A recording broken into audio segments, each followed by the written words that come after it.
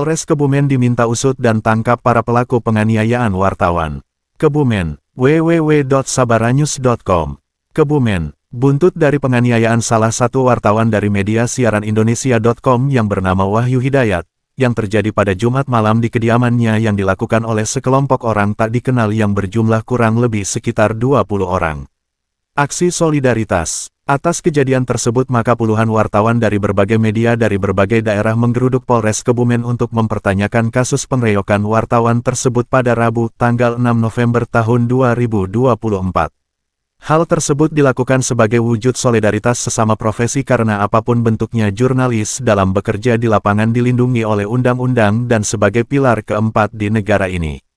Namun alangkah ironisnya sering terjadi di lapangan para profesi wartawan ini sering mengalami kekerasan serta mengalami intimidasi baik secara fisik maupun secara mental seperti yang dialami Wahyu Hidayat dari media siaran Indonesia.com dari Kebumen. Kejadian itu berawal dari berita yang diunggahnya dalam beberapa hari yang lalu yang berakibat terjadinya pengeroyokan di rumahnya. Menurut Dr. Teguh Purnomo, SH, MH, MKM, selaku pendamping hukum dari korban menyampaikan penanganan kasus pengeroyokan terhadap klien kami yang ditangani Polres Kebumen terkesan lambat karena diduga menyangkut salah satu tokoh politik di Kebumen prosesnya lambat. Padahal sudah dilakukan olah TKP serta ada rekaman CCTV serta ada barang bukti 9 unit kendaraan bermotor yang diduga milik pelaku yang sudah diamankan. Namun apapun bentuknya saya hormati mereka akan bekerja dan saya akan kawal kasus ini sampai Polda bahkan ke Mabes Polri apabila kasus ini tidak segera diselesaikan, tuturnya. Purwo selaku Ketua IPJT Kebumen menuturkan, aksi ini dilakukan sebagai bentuk solidaritas kami selaku profesi jurnalis sekaligus mempertanyakan proses hukum yang dilakukan oleh Reskrim Polres Kebumen agar dibuka setransparan mungkin karena ini menyangkut marwah jurnalis, ujarnya. Ia menambahkan, harapan dari para jurnalis dari berbagai wilayah seperti Kebumen, Cilacap, Banyumas, Wonosobo, Banjarnegara, Purworejo akan mengawal kasus ini sampai tuntas sampai para pelaku tertangkap dan mempertanggungjawabkan perbuatannya di muka hukum karena di sini tidak ada yang kebal hukum, pungkasnya. Tim Red, sumber istimewa. Untuk tindak lanjut, laporan sudah sampai mana? Ya, jadi terkait dengan laporan pengeroyokan, ini kan sebenarnya sudah masuk di Polres beberapa waktu yang lalu dan menurut hitungan saya ini sebenarnya sudah cukup lama gitu ya. Jadi kalau misalnya tadi saya mendengar tahapannya masih penyelidikan, belum naik ke penyidikan, menurut saya Polres Kebumen ini terkesan sangat lambat dalam menangani perkara ini. Karena bukti-bukti saya kira juga sudah jelas, terus korban ini juga masuk rumah sakit tidak dapat melakukan aktivitas itu 3 hari ya. Terus sepeda motor yang digunakan oleh pelaku ini juga jelas ada. Terus yang lain juga adalah bahwa sebenarnya di awal itu sudah diamankan 1 orang, tetapi itu dilakukan pelepasan. Saya nggak tahu persis apa motif daripada kepolisian Resort Kebumen untuk melakukan pelepasan itu. Terus yang berikutnya ini adalah kenapa kami berharap Polres Kebumen untuk bagaimana cepat memproses ini, karena ini kan yang tersangkut ataupun yang ada di dalamnya ini kan beberapa pihak yang menurut saya itu cukup penting ya, keterlibatan misalnya pondok pesantren ataupun keterlibatan daripada santri dari beberapa pesantren yang ada. Terus yang kedua juga dugaan ada pejabat juga yang terlibat. Ini apakah yang justru menyebabkan lambannya proses ini atau yang lain? Padahal kalau kita mencoba melihat apa yang dilakukan klien saya atau Mas Wahyu sebagai jurnalis, saya kira hanya menyuarakan keadaan ataupun kondisi yang ada. Dan kalau misalnya jurnalis ataupun teman-teman media sudah mungkin bisa disebutkan Pak terkait pejabatnya itu Pak. Ya, kalau terkait dengan pejabatnya saya kira kita sudah jelas ya, cetowelo-welo bahwa masalah ini kan muncul atas sebelumnya ada aduan Bupati Kebumen Arief Sugianto ya terhadap pemberian gelar ya yang diberikan atau yang ditulis oleh klien saya. Nah, setelah itu baru ada aksi demo di Polres Kebumen dan saya juga melihat sesuatu yang tidak lazim ya. Ada demo kok dilakukan di dalam lingkungan Polres Kebumen. Lah setelah itu sore terjadi kejadian pengeroyokan terhadap wartawan itu, sehingga apa yang terjadi, kronologi ataupun narasi yang terjadi adalah hal-hal yang menurut saya itu sangat tidak wajar, sehingga sangat mudah sebenarnya untuk kepolisian merunut masalah tersebut, melakukan penyidikan, menangkap orang yang melakukan dan segera memproses. Mengingat ini adalah juga tidak kemungkinan berkaitan dengan proses pilkada yang ada di Kabupaten Kebumen. Kalau pilkada nanti dicemari dengan hal-hal yang seperti itu, bagaimana hukum ini lumpuh misalnya karena ada keterlibatan orang kuat, keterlibatan misalnya pihak-pihak tertentu yang dianggap sebagai tokoh agama, ini saya kira sangat membahayakan integritas hukum di Kabupaten Kebumen. Pak, ini kan kaitannya ada dengan masalah santri, Pak. Kira-kira akan dilaporkan ke pihak MUI atau nggak, Pak, pondok pesantrennya, Pak? Saya kira kita fokus saja ya, bahwa pidana itu ya pidana. Artinya tidak melihat itu pejabat, tidak melihat itu pesantren, tidak melihat itu siapa enggak. Tetapi law enforcement ini benar-benar harus harus dilakukan, dan ini adalah ujian bagi aparat penegak hukum, khususnya adalah Polres Kebumen gitu, untuk melakukan penyidikan dan proses hukum masalah ini. Pak Teguh, barang bukti yang sudah diserahkan ke Polres apa saja? Saya kira tadi saya sudah melakukan pengecekan terhadap penyidik terhadap kanitnya ya, itu bahwa 9 sepeda motor itu masih ada di sini gitu ya. Terus yang lain juga terkait dengan visum, terkait dengan foto-foto pasca penganiayaan itu sudah ada di Polres, dan kemarin juga pihak kepolisian itu sudah melakukan olah TKP ataupun melihat situasi kondisi di rumah yang kemarin dijadikan tindak pidana itu, termasuk CCTV ya, itu sudah ada di kepolisian. Saya kira ini sudah jelas semua gitu. Langkah selanjutnya, Pak? Saya kira kita tetap memantau ya bagaimana kepolisian ini bergerak cepat, dan kami juga akan mempertimbangkan kalau misalnya kepolisian ini ternyata lambat, tidak ada kemungkinan kami akan koordinasi dengan Polda Jawa Tengah dan Mabes Polri ya, khususnya divisi propamnya maupun ditpropamnya di sana, sehingga saya kira tidak ada yang kebal hukum ya di Indonesia, di Kebumen, bahwa aparat pun bekerja itu ada rule of the game-nya, aparat bisa bekerja ada aturannya, sehingga kalau mereka itu tidak bekerja maksimal, itu pun ada kontrol yang harus dilakukan pada mereka. Pak Teguh, CCTV diserahkan kapan, Pak? CCTV itu diserahkan beberapa hari yang lalu gitu ya. Jadi lewat rekaman yang ada, karena itu kan sudah dipindahkan ke flash disk ya. Jadi untuk memudahkan penyidik. Terus kalaupun misalnya nanti kepolisian itu menginginkan mungkin yang lengkap, saya kira yang ori atau yang original itu juga masih ada. Karena tadi pengakuan dari Polres kan CCTV itu belum diserahkan.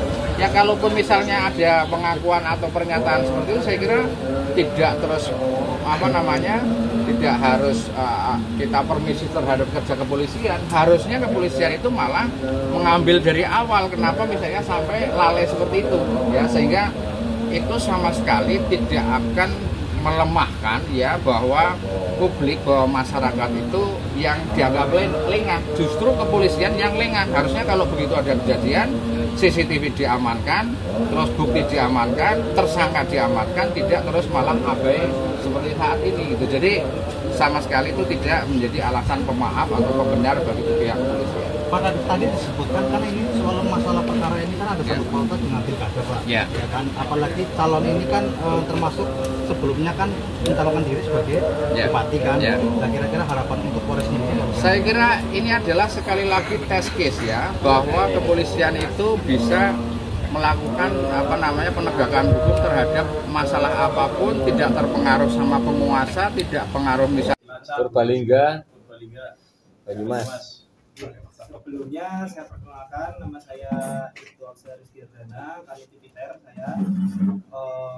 Acara hari ini saya dampingi yang seyogyanya awalnya akan didampingi oleh Pak Kasat Reskrim, berikut juga pimpinan tertinggi di Polres, Pak Kapolres, karena Pak Kapolres sedang acara keluar kota, dan kemudian Bapak Kasat Reskrim sedang ada acara sentra gabung di Bawaslu ya Pak.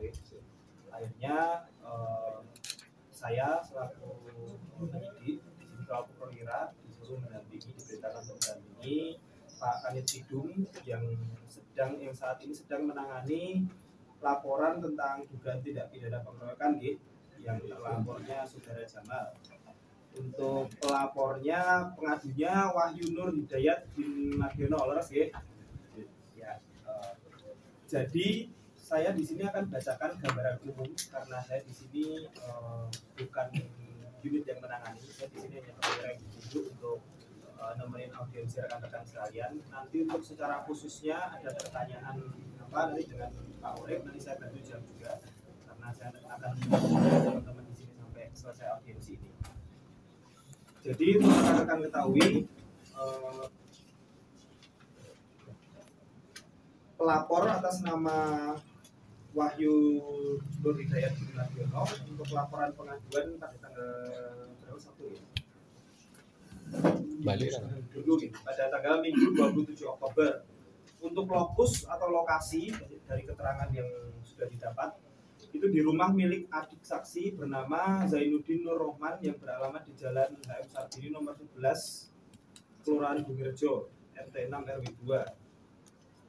Dan dari hasil sementara yang sudah kita periksa, teman-teman di satu periksa, dan saya juga barusan dilihatin bukti fisik ya. Kalau kita bukti fisik, bukti yang terlihat secara kasat mata ini ada memar di bagian pipi, kemudian di bagian kanan ini kalau bisa teman-teman lihat, dan di bagian pergelangan agak atas sedikit. Ketika kita berbicara bagaimana suatu tindak pidana baik itu pengeroyokan, pemukulan itu bisa diungkap, kita mengacunya kepada dua alat bukti plus keterangan saksi. Nah, ketika terjadi kekerasan itu bukti yang kita harus kantongi adalah ver atau visum et repertum. Itu adalah keterangan dari dokter forensik yang mengatakan bahwa oh ini luka karena digigit nyamuk, oh luka ini karena dijambak, oh ini luka karena dipukul. Dan saat ini dari teman-teman di unit 1 sudah mengajukan visum ya Pak ya, di mana? Rumah Sakit Dr. Sudirman Kebumen yang pertama, yang kedua di Rumah Sakit Umum Permata Medika sesuai keterangan dari korban yang berobat di dua rumah sakit tersebut. Dan untuk kalau teman-teman tanya, ini kan per pelaporan kemarin sampai saat ini kan berarti sudah sekitar 9 hari ya. 9 hari lah. Saya sampaikan yang dilakukan teman-teman penyidik unit 1 ini apa saja sih? Nanti untuk lebih detailnya dijelaskan. Nanti saya bacakan. Kita sudah melakukan 4 upaya dan 4 rencana ke depan. 4 upaya pertama apa yang sudah kita lakukan? Kita sudah meminta keterangan pengadu, saksi Taslimul Umam bin Suradi M. Tahrir dan Zainuddin Nur Rohman bin Mardiono. Dan kita juga sudah mendatangi TKP langsung, teman-teman kemarin sudah cek TKP, kemudian mengirimkan SP2HP yang merupakan hak dari pelapor, intinya untuk menerangkan apakah perkara ini masih berlanjut atau tidak. Itu kita berikan SP2HP dan kita mengirimkan surat permintaan ver visum et repertum ke RSUD Sudirman dan RSUD Permata Medika. Inilah yang kita tunggu. Kita nunggu bukti dari apakah luka-luka ini hasil kekerasan atau apa itu dari visum et repertum. Kemudian setelah ini rencana apa yang dilakukan penyidik atau untuk menindaklanjuti ini? Yang pertama meminta keterangan para pihak, istri saksi, dan kemudian berkoordinasi kepada RSUD untuk mengambil hasil ver tadi, kemudian mengirimkan SP2HP dan melakukan penyelidikan untuk mengidentifikasi para pelaku dari rekaman CCTV dan pencarian pelaku. Nah, ini yang menjadi bukan hambatan ya, cuma ini yang menjadi kenapa kita di sini harus bekerja ekstra keras karena untuk pelaku sendiri ini kita sedang mencari tahu si Jamal ini alamatnya di mana, orangnya seperti apa, dan alhamdulillah kemarin dari saksi ada yang bersedia untuk mengamankan CCTV-nya ya. Nanti dari situ kita akan berkoordinasi, kita lihat siapa yang di CCTV itu ya, mungkin nanti termasuk kita minta bantuan dari rekan-rekan juga ketika sudah ada petunjuk. Jadi polisi cepat tidaknya polisi menangani suatu perkara adalah kolaborasi antara penyidik dan saksi. Ketika saksi-saksi nanti dipanggil mudah, kemudian dari CCTV yang mudah-mudahan nanti kelihatan, kita akan jelas. Karena ketika kita sudah punya nama, tetapi saksi-saksi yang mengarah ke nama itu belum ada, ya kesulitannya di situ. Tapi insya Allah saya sebagai perwira di sini, juga Pak Kadif Bidum berkomitmen agar kasus ini ya cepat untuk diungkap. Tapi ya saya mohon untuk saksi-saksinya kita dipermudah juga, dan kita juga akan melakukan koordinasi awal dengan jaksa penuntut umum.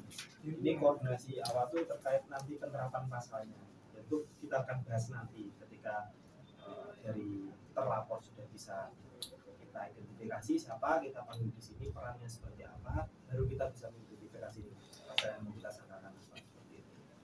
Mungkin ada tambahan Pak Kanit? Kalau mungkin ada tambahan. Jadi dari kami kebetulan yang menangani di unit 1 Bidung, kita masih berkoordinasi dengan korban berikut saksi juga, dan terlepas dari itu kita juga aktif untuk melakukan penyelidikan. Jadi kita tidak diam begitu saja di luar dari perkara yang kami tangani yang begitu banyak. Dari kami sekilas seperti itu. Monggo kalau ada pertanyaan dari teman-teman media, monggo, mumpung lagi di sini kita diskusikan yang jadi pertanyaan di sini. Dan sejauh mana kesulitan mencari para pelaku, sedangkan pelaku itu jelas-jelas orang Kebumen sangat paham orang-orang